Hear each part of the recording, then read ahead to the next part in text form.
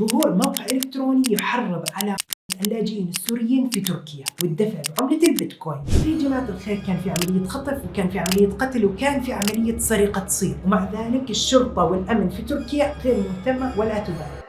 Ben bu ülkenin adamıyım. Sen ne yapıyorsun? Beni sözümle döversin ha.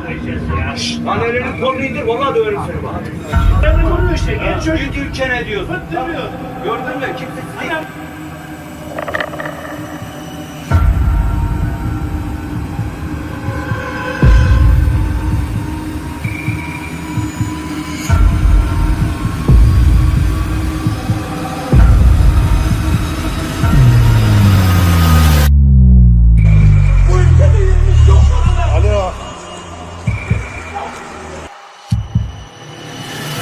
سوري وخذ $3000.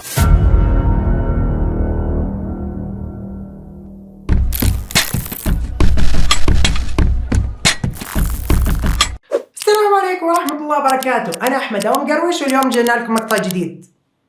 اليوم يا جماعة الخير مقطعنا مختلف لدرجة إنه ممكن يكون سوداوي، ولكن إن شاء الله بعد هذا المقطع إنه تطلعوا بمعلومة مفيدة وإنه تكون إنه أنا أفدتكم بهاي المعلومة. اليوم يا جماعة الخير راح أحكي عن تركيا، أفضل المناطق السياحية والكل الناس قاعدين بيسافروا عليها، من شرق آسيا إلى أوروبا إلى الصين وما إلى ذلك. تعتبر منطقة سياحية وتعتبر أيضا منطقة اقتصادية للناس اللي معها فلوس أو للناس اللي تقول إنه معها اقتصاد أكثر وتحب إنه تشتري هناك بيوت أو عقارات أو زي ما تقولوا شركات. تركيا التي تعتبر رابع المدن السياحية أو الأكثر زيارة للسياحة. ظهور موقع إلكتروني يحرض على اللاجئين السوريين في تركيا والدفع بعملة البيتكوين. في الفترة السابقة يا جماعة الخير كان في عنصرية واضحة وخاصة للسواح العرب اللي كانوا يزوروا في تركيا فعلا.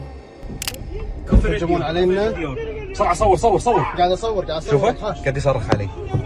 مو مشكلة.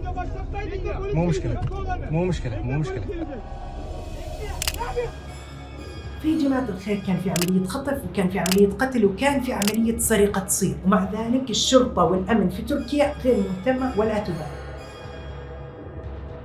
وهنا ظهرت تساؤلات حول ظهور هذا الموقع اللي فعليا الناس كلها عملت عليه ضجة لدرجة انه يحث على الكراهية والعنف بشكل غير مبرر. قبل يومين يا جماعة الخير تم إظهار هذا الموقع في الدارك ويب، وهو يا جماعة الخير هذا الموقع يحرض على قتل اللاجئين السوريين في تركيا، أي إذا قتلت رجل واحد سوري راح تحصل على $3000، وإذا قتلت أحد النساء السوريين أو اللاجئين في سوريا عليها $2000، وإذا فعليا أخذت أحد من الأطراف أو حتى قطعت أطراف وما إلى ذلك تأخذ $1000، وإذا خطفت لاجئين سوريين من الأطفال $1600. وبعض التركيين يا جماعة الخير حصلوا إعجابات جدا كبيرة على هذا المنشور، وأنشأ يا جماعة الخير هذا الموقع، وأنشأ الموقع 2 تركيين، أحدهم يقيم في روسيا والآخر يقيم في تركيا اسطنبول، والاثنين في مستوى تعليمي واحد وبنفس الجامعة. ولكن يا جماعة الخير يكونون مشاعر السلبية والحقد والكراهية للاجئين السوريين، وذلك بسبب أن التركيين يعتبروا أن السوريين اللاجئين في تركيا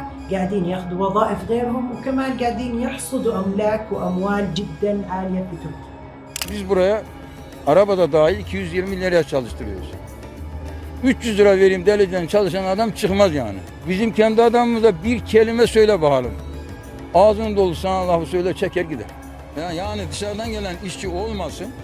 Biz burada kendi memleketimizde çalıştıracak insan bulamayız. قاموا بنشر إعلان على تويتر أنهم يدخلوا هذا الموقع وأنهم كمان يتفاعلوا فيه. وبعد نشر هذا الموقع يا جماعة الخير ازدادت عدد الكراهية الأكثر في تركيا للسوريين والحقد على اللاجئين السوريين لدرجة أنه ممكن تنخطف أو تنقتل أو تندبح إذا كنت سوري فعليا. ولكن يا جماعة الخير خلال يومين ظهر أول قتل أو ذبح لشخص سوري وتم تصويره عبر الإنستغرام.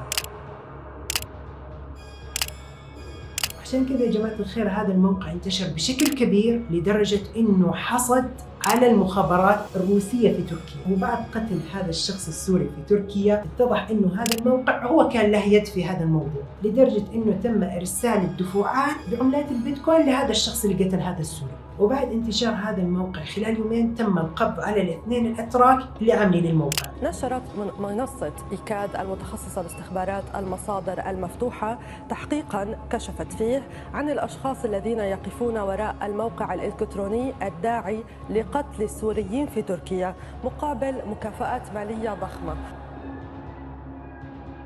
ومنصة إيكاد التي حققت في موضوع هذا الموقع هي اللي اكتشفت هذول الاثنين الأتراك. وأزيدكم معلومة يا جماعة الخير إنه هذا الموقع لسه شغال، وبرضه في ناس متداولين وكارهين جدا للاجئين السوريين في تركيا، لدرجة إنه حصل بعض القتل والخطف حتى بعد إغلاق هذا الموقع، لدرجة يا جماعة الخير إنه تم فتح مواقع أخرى تقوم بنفس هذه العملية، والأسعار تختلف من موقع لموقع آخر.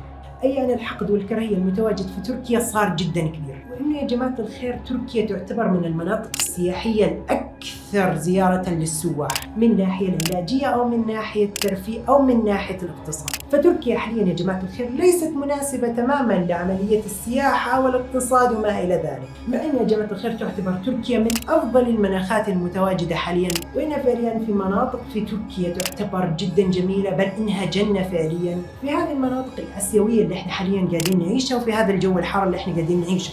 فتعتبر الآن تركيا مناخها أفضل وأحسن من باقي المدن، ولكن تعتبر أيضا مكان جدا سيء للسياحة، لأن ممكن تنخطف وممكن تنقتل والله أعلم. فين يا جماعة الخير انتهى مقطعنا اليوم. إذا عجبكم المقطع لا تنسوا تسووا سبسكرايب ولايك، ونشوفكم مقاطع ثانية. أنا أحمد أم قروش، السلام عليكم.